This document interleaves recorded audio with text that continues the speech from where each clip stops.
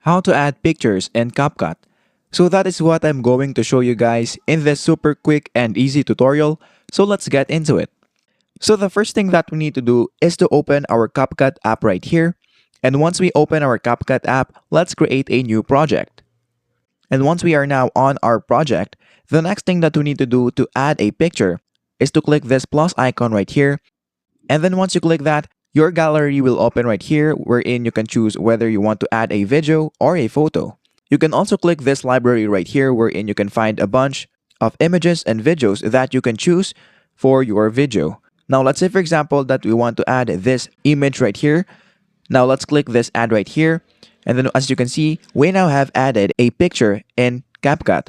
Now if you want to put it into overlay, all you have to do is to drag this down right here and then click overlay. And then as you can see, we now also have added a picture in overlay. So that is basically it. That is how to add a picture in CapCut.